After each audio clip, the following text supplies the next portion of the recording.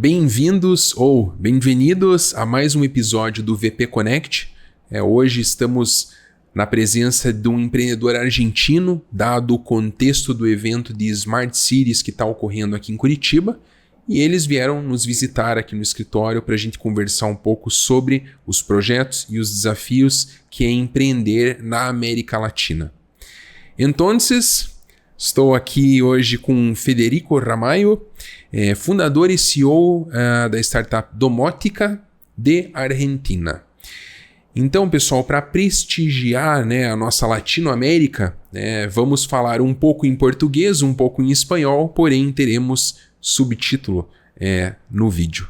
Então, Federico, muito gusto por estar aqui conosco, muitas gracias. E para empezar, cuéntanos un poco sobre tu proyecto.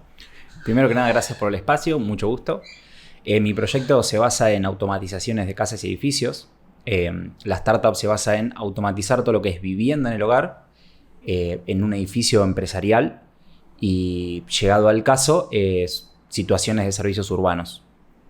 Se basa en automatización de iluminación, automatizaciones de puertas, automatizaciones de cortinas. Todo lo que tenga que ver con una convivencia, una vivencia en un hogar, se puede automatizar. Software y hardware. Ambas. Exactamente. El soft te ayuda a integrar todo lo que es hard. Siempre hay una conexión entre dispositivo electrónico físico y la integración de la información para poder llevar a cabo las automatizaciones. Hoy en día se usa mucho lo que es la inteligencia artificial para poder hacer todo más óptimo, más rápido. El rubro sería particularmente IoT, que es el Internet de las Cosas, y la domótica e inmótica es en niveles. Lo que es domótica es más para uso hogareño, lo que es inmótica es más para edificios de más envergadura, edificaciones grandes, empresariales, proyectos de Estado, cosas grandes. Muy bien.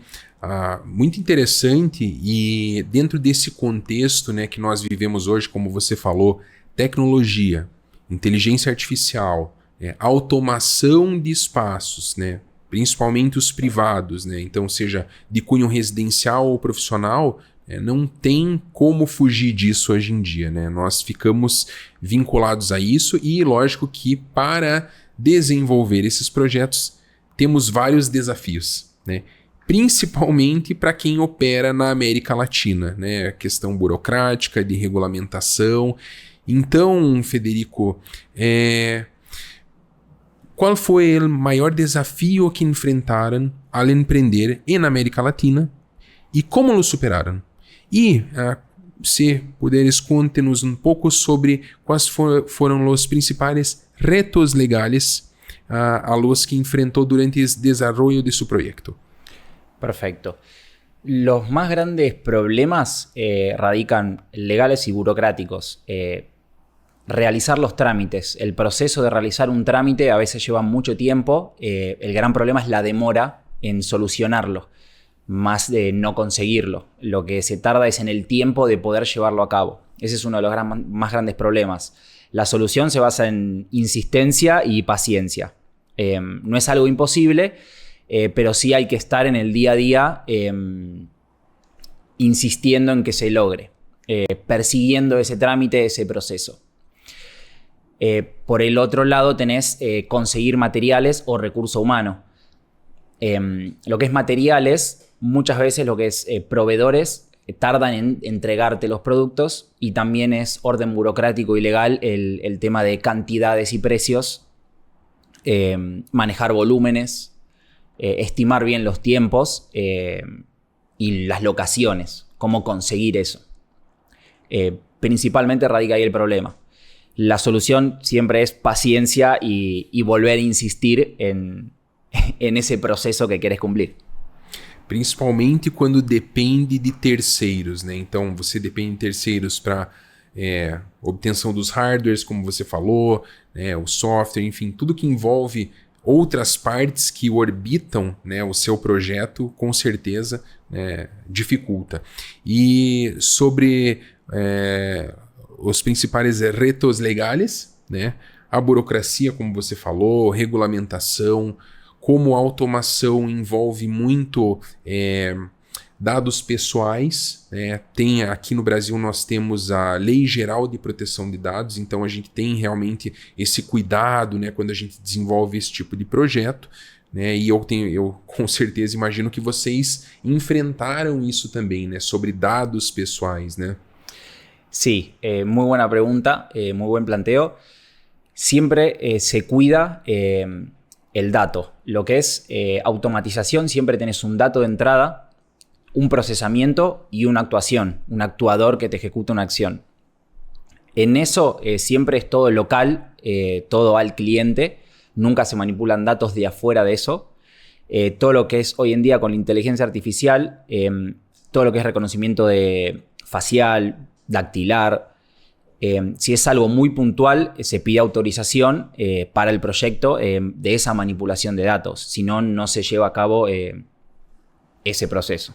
Obviamente siempre con autorización de uso de esos datos. Perfeito. Isso traz segurança para quem está usando e aí, principalmente para vocês, porque querendo ou não, estão no meio desse tratamento de dados, né? Não, excelente. São os mesmos problemas que nós enfrentamos aqui no Brasil, né? É uma cultura hoje em dia de dados e esse cuidado, né? Que obviamente que não está restrito só aqui, mas no mundo todo, né? Isso é muito importante. Agora, Federico, eu queria que você comentasse sobre oportunidades no Brasil, né? Então, como vê, né, o potencial de colaboração entre sua startup e Brasil como una oportunidad de negocio? Yo siempre pienso que estar tanto cerca como lejos, siempre hay oportunidades diversas y movimientos diferentes. Si te mantienes siempre en el mismo lugar, vas a manejarte de la misma forma. Expandir esas fronteras, salir un poco de la zona de confort, te ayuda a abrir la cabeza y poder moverte diferente, sea para mejor siempre se apunta mejor. Está bueno entender cuáles son los manejos en otros contextos y te ayuda también a plantear soluciones nuevas. Respondiendo a tu pregunta, es obviamente muy potable encarar proyectos con Brasil porque son fronteras, movimientos diferentes, población diferente y movimiento social diferente. Perfeito. E eu imagino que nessa tua vinda para cá, né, para conhecer um pouco, para ter um pouco mais de contato com o ecossistema, você sai com uma visão, né, e oportunidades de negócio que surgiram, né? Então, Federico, muito obrigado, né, por sua presença. Gracias a ustedes. Muchas gracias por visitar y participar de nuestro videocast. Les deseamos mucho éxito en sus proyectos y en su empreendimento. Muito obrigado. Gracias a ustedes. Muito obrigado. Então, ficamos por aqui, pessoal. Agradeço novamente ao Federico. Espero que vocês tenham visto um pouco sobre o projeto dele, né, para conseguir entender os principais desafios que não são tão diferentes desses que nós vivemos aqui no Brasil. Então, muito obrigado e hasta luego. Hasta luego.